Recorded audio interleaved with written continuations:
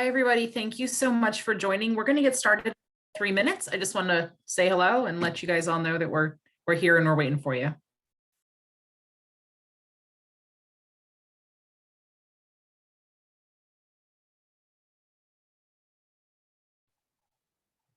Maggie, Yes. I want to commend you on a fabulous job of coordinating. Thank you, Linda. Most of the coordination kudos go to Cody Schoonover in our office, but I appreciate it. A great job, Max. This is why I get on these calls for you guys all just to be nice to me.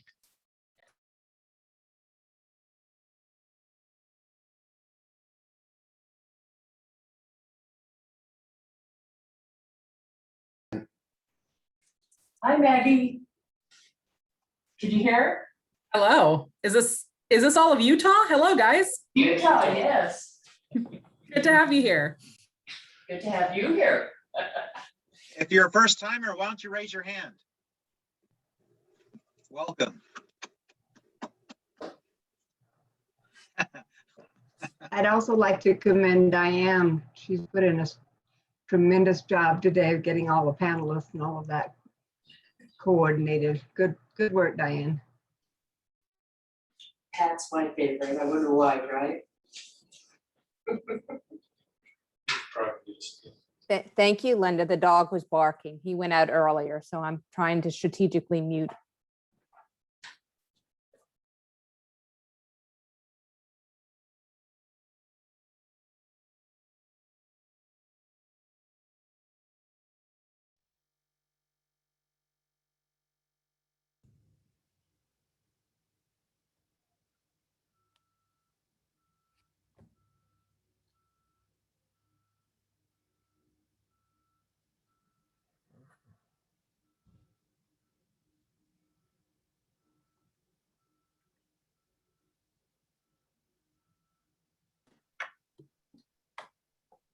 All right, it looks like we are starting in the next minute. And so what I'm going to do is sort of give you guys an idea as to how we're going to do this.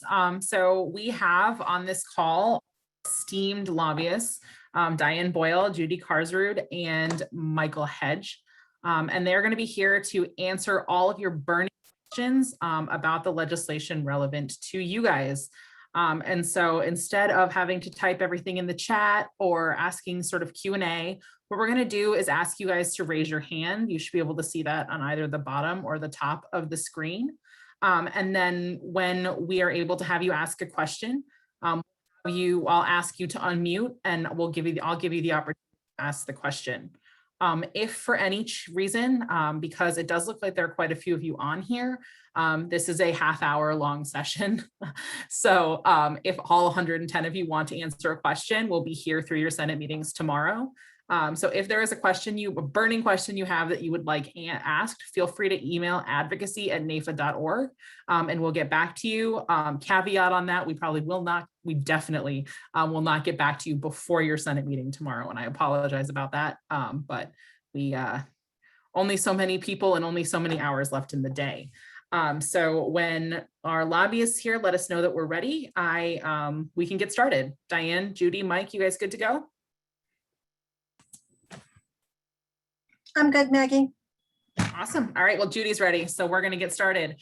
First person I see here with a hand up is Mark Sigmund. Mark, I'm going to ask you to unmute here and feel free to ask your question.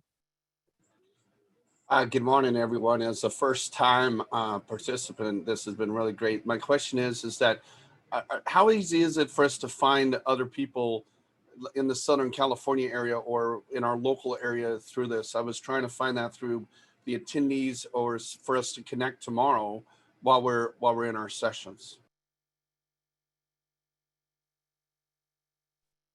I actually think I can probably handle that one. Good thing, Maggie, because I was about to call on you.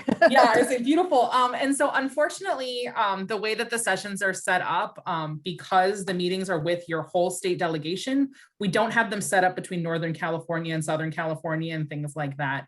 However, that being said, again, advocacy@nafa.org, Mark, if you are interested in being connected with other members of Southern California who have attended this event, who are interested in advocacy activities, shoot us an email, and I'd be happy to do that after the meeting's over.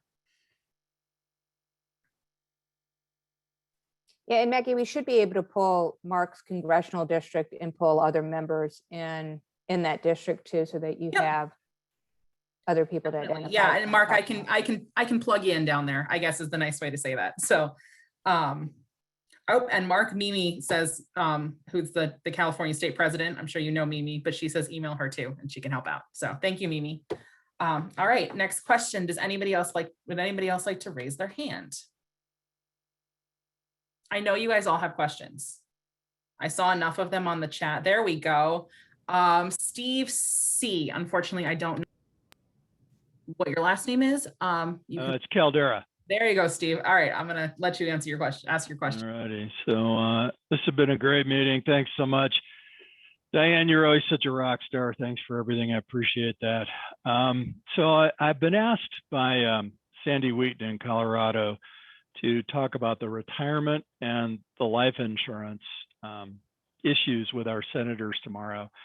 Maybe you can give me 2 or 3 main talking points that I can get on. I mean, I've read what's in the paperwork, and obviously we'll want them to not do the increased corporate tax rates. We want them to pass the Retirement Act. But are there a couple of things, and these are both Democratic senators, are there a couple of things that that might really ring true to them that I could mention? So that one, Steve, thanks for being here. Thank you all for being here. There is a lot of really great bipartisan work going on under the banner retirement in Congress. The House has passed out of Ways and Means Committee a bill that's got about 42 provisions in them. The Senate bill that you're asking the senators to co-sponsor and enact has a very similar number and kinds of provisions, and there are provisions that are very much designed to make it easier for employers to sponsor plans, to make more employees participate in plans when employers have sponsored them. There are things like an employer being able to make a matching contribution to a retirement plan of the employee's student loan repayment. There are tax credits, further tax credits from the last retirement package to help employers establish plans. There are increases in the required minimum distribution age. There are opportunities to make it easier for employers to put in plans and employees to save higher contribution limits to simples, expanded coverage by changing the permanent part-time employee eligibility. So they're going at all of the ways that they can enhance retirement savings so that there are more people saving at higher amounts and making it easier for employers to do that. About 42 provisions. So what are the primary objections? I mean, if someone were to say to me, hey, I don't want this, what are you hearing? And I guess I need to know what I need to be thinking about over the next 12 Okay, hours. so on this, I guess you're gonna get to think about where you want to go on vacation when COVID is done, because there are very few opposition. It was unanimous out of the Ways and Means. The bill in the Senate is a Cardin-Portman bill. They are the two retirement champions, have been working together forever. I suspect that there will be very little opposition to the bill as a whole or to any of the individual provisions. Okie doke. How about on the life insurance taxation? I think I may have to speak on that as well. And 2, I think one of the things I'll type it into chat if I forget. Oh, okay. So I don't think we're going to be looking, I don't think you're going to have to be doing any net amount at risk charts to show, taxation of life insurance or how life insurance is taxed and how it works. I'm not smart enough to show any charts, so yeah.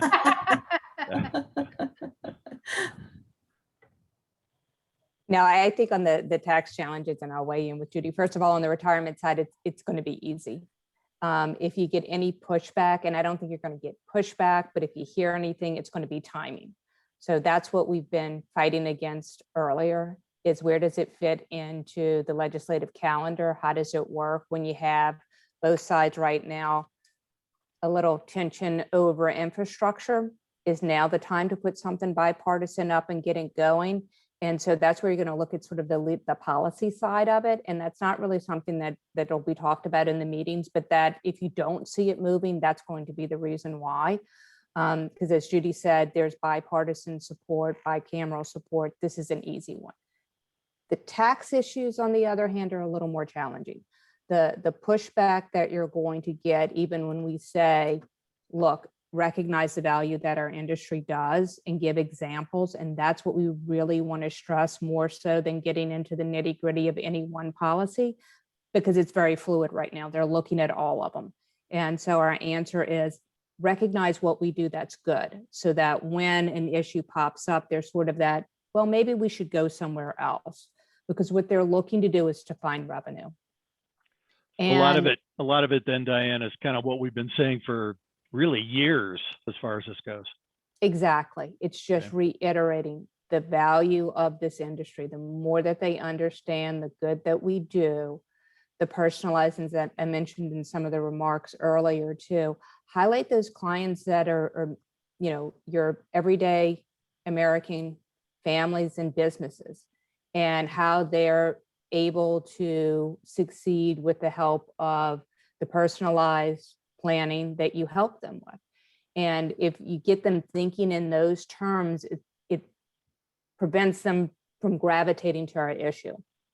And the tax webinar that we mentioned that Judy and Megan did a couple of weeks ago, we go through those joint committee on taxation, tax expenditures, where Judy always calls it the Sears Roebuck catalog of revenue shopping, because they look at the dollar signs. And unfortunately, that's really what we're doing.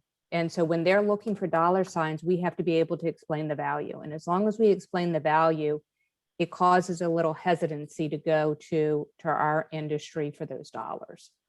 And I wish I had a better answer. And on those, someone had asked, so I want to kind of touch on some of the questions that we didn't get to in the general session. But someone had asked about the ability to, and now I forgot where I was going with that, what that question was. So I'm going to be quiet and let somebody else ask, and I'll come back if I remember what the heck it was. Sorry. Awesome. Thank you, Diane. Just a reminder to folks that if they're not speaking, if they wouldn't mind muting, making sure your line's muted, only because sometimes if you laugh or snort or pick up the phone, your face will flash in front of everybody. Just letting you know. I have seen Mark Miller here has had his hand up for a little bit, so we'll let him ask a question. Mark. Hey, can you hear me? Yep. Can y'all hear me okay? We can Yes, hear we you. can. Hey, I want to go back, Steve, on your questions about some of the hot buttons. And poor Judy and I spent probably an hour talking about this the other day. I don't know what it's like in your part of the world, but here in our part of the world in Memphis, we cannot get employers to do auto enroll on the K plans, and that's going to be part of that bill. And I actually did some research. We've got somewhere between 60 and 70 plans here in our office, and we have 2 with auto enroll. And of those 2, one of them had it when we took the plan over. So, we have asked every single one of our plan sponsors about auto enroll, and it's worse than lukewarm. It's cold. And, that could conceivably be something that, I don't know if it's like that, you guys can put your hands up and say, if you do auto enroll all the time, and maybe it's just here in Memphis that it's a problem, but that's going to be an issue for us. So let me address that a little bit, since we had the hour-long conversation. I'll try and keep it at the 2 minutes. The statistics on participation rates and savings rates are very dramatic when an employer has an auto enrollment feature to their plan. Employees are not required to participate. They can opt out. It isn't really a big explanation to say, we're offering this plan. If you do nothing, you will be in the plan and you will be saving at X percentage of salary. You can lower that amount and you can say no. I don't think that auto enrollment is going to go away, but I would argue, Mark, that getting better participation rates in private sector retirement plans is our best shot at shutting down state-run auto IRAs with Roth tax treatment. So we've got to beef up the private sector employer system to be able to have a shot at saying, make those silly plans that won't help anybody in retirement go away. And some of that, I mean, and we talked about where those statistics came from, and I sent you some others.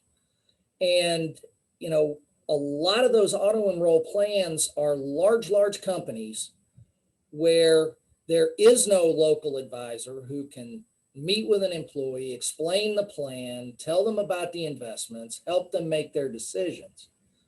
And while the savings rates and all of those statistics, I guess, are accurate, you got to look from where they're coming.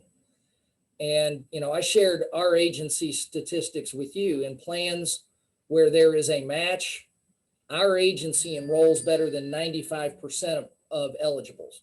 And where there's not a match, we're still in excess of 80%. So I think what that tends to say is that the role of the advisor has more bearing on whether or not somebody participates than whether or not there's a forced auto enrollment feature. Look, if somebody doesn't want to participate under an auto enroll, they got to sign off. Guess what? If somebody doesn't want to participate when there's no auto enroll, what do they got to do? They got to sign off just to prove it was offered to them. So, you know, and I don't want to be a stick in the mud here, Judy. You and I have talked about this a couple of times, but it's just, I think it's just going to be a problem. I am glad you guys got the that other provision out of there, that, you know, the mandatory IRA provision. So you guys did a good job on that one. I don't know. That's our local take on that for what it's worth. And we appreciate your comment. Thank you. Awesome. Thank you, Mark. So we have a question in the chat here from Todd York.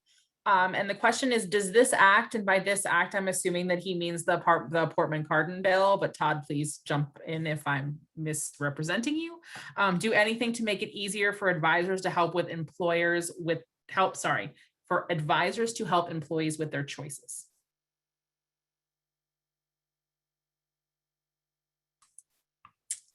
Maggie, can I get back to you on that? Yes, I will give you, you can get back to Todd on that. I'll get you his name and we can, Thank you. We'll connect with you separately. Thank you.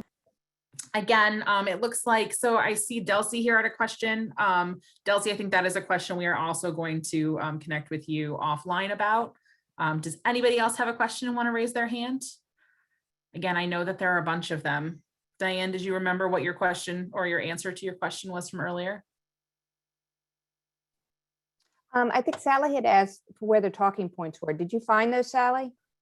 Okay, did somebody else answer that? Okay. So I sent them to her. We're good. She's good. Perfect. Yeah, the talking points in the material should all be under your Senate appointment meetings. And so if you go there, there's a whole host of handouts and materials to look at. Perfect. And I just got a question here. It was directed directly to me, but I think everybody's probably asking the question. And what is the process for getting connected to the calls with our senators tomorrow?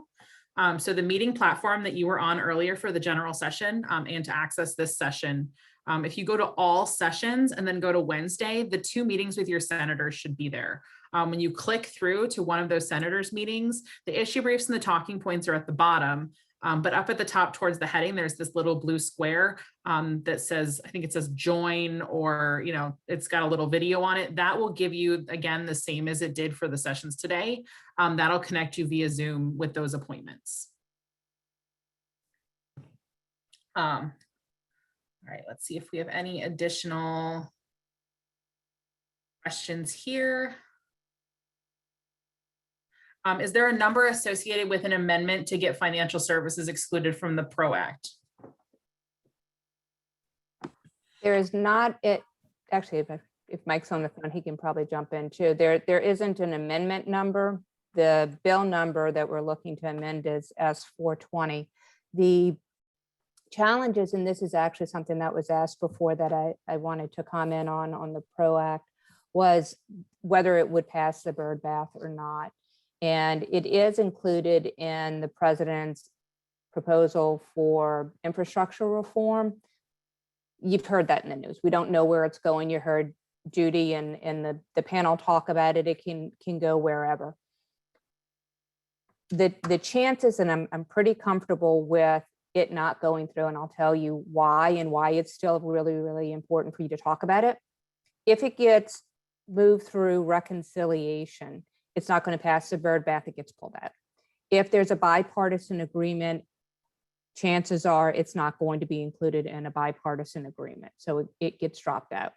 It's not going to move on its own for the same reason that I said, if you get any resistance on the retirement bill, it's going to be the timing of the legislative calendar. This isn't going to rise to the level of getting time. All of that being said, the Department of Labor is looking at worker classification. This is a top union effort. There's going to be a lot of pressure to do something. And so we really want to clarify that this is not a good fit for the financial services industry, and that if there's going to be an ABC test for any worker classification issue, there needs to be an exemption for the agents. Also getting an amendment on any bill, the legislation, and I'm looking at Judy's block because she knows this is true. Even if something doesn't pass, if we're successful in holding off on bad legislation, it gets put on a shelf. And somebody thinks it's a new idea and they pull it down again. They're like, oh, look, let's try this again. This seems like a good idea. We want to make sure that when they pull it off the shelf for the next try, that it's more favorable to our industry. So we're always going to try to modify and get it to the best condition and language that we can, so that whenever someone's looking at it, they're looking at a much better piece of legislation than what was originally offered.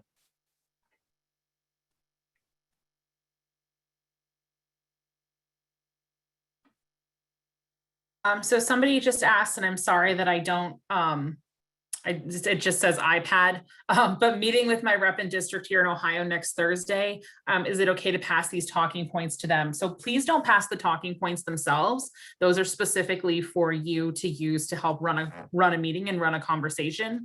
However, everything but the talking points themselves, all of the issue briefs, we do, please go ahead and send those along to your representatives as well as your senators. We also have a question here from Michael Herring. Can you provide more clarity about what the ABC test is? Yeah, I can answer that. So the ABC test is basically, it's a 3-point test that asks 3 questions. And if you meet any of those questions, then you're considered, for whatever body that's presenting the test, you're considered an employee and not an independent contractor. So if you don't meet all 3 points, then you're exempted under the rule. The part of the ABC test that's concerning to us as an industry is Part B, and Part B specifically says that if you're performing any kind of business on behalf of a company or a carrier in this case, if you're performing some kind of business that's in the purview of that company. So the example I've been using across the board to really make it easy to understand, break it down, is on all of my talks is, if you're Burger King, your industry is selling hamburgers, right? So if you are delivering dry cleaning as an independent contractor for Burger King, you are not in Burger King's wheelhouse of business. So you could be classified as an independent contractor. If, however, you're selling burgers at a roadside stand, you are intimately involved in the business of Burger King, and therefore you'd be an employee. So if you're selling insurance for a carrier, under that definition, you are performing a service directly related to the business model of the carrier, you would be an employee. And that's where the issue is in the ABC test is it's that point B. And obviously as an insurance producer, you are selling insurance. And so under the ABC test, you would be classified as an employee and not an independent contractor. If that didn't make sense, I'm glad to follow up, but I think that's a pretty basic way of looking at what the ABC test is. It's that part B that is problematic to us. Awesome. Thanks, Mike. It looks like we have time for one, maybe two questions. This Zoom link is being used for another session at 5. So I'm going to have to pull sort of the Academy Award music at 4:58. But one of the questions we did have from somebody was that they've been hearing us talk a lot about reconciliation. And would somebody be able to explain in slightly more detail what reconciliation actually is? So reconciliation is a budget process that has tricky rules that come with it, but is not subject to the filibuster rule. So a bill passing under reconciliation, meeting the tricky rules that are part of what Diane called the bird bath earlier, can pass with a simple majority in the Senate and does not need to meet the 60 vote threshold. So it's a process, it's a complicated one. And it looks like the Democrats will be relying on that process significantly this year. And can I just add, Maggie, that this group here, there are 211 participants. Most of you have your videos on, is making me so homesick for a real congressional conference. Oh, I know, it's horrible. I just am so happy to see you even on video, but it is making me so sad that we are not on the Let me Hill be clarify. together. I said it's horrible. It's wonderful, but it's horrible. It makes me miss you all very much. But that being said, I think we do have time for one more question.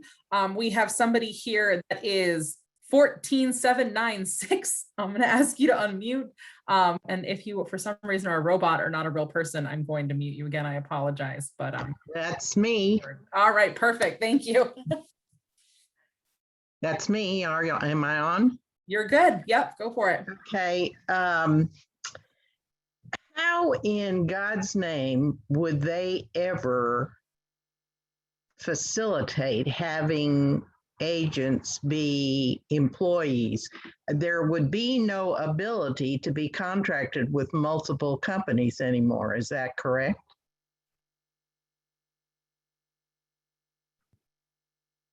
Are you hearing me, Maggie? I am hearing you. I'm muted and I can hear you. I'm just waiting Diane, Judy, or Mike to be able to answer that question for you. Mike, do you want to take that or you want me to go? I'm sorry, my audio cut out. I didn't hear the question. Do you mind repeating it? I said, how in God's name would they facilitate having agents be who are currently contracting? You couldn't work for more than one company, right? Yeah, well, that is, they do have a multi-employer model, but that's the conundrum of the PRO Act as it's written right now. Is I do want to stress the bill, it primarily looks at the labor regulations and the labor board for organizational purposes. This is a pro-union bill. They're the ones that want this. They're spending millions of dollars on this. They want to give the financial advisor, the insurance producer, the right to organize into a union if they so choose to. The conundrum there is that if you're selling for 12 different carriers, how do you even unionize? And ask that question of numerous people in the Senate, staff members, senators themselves.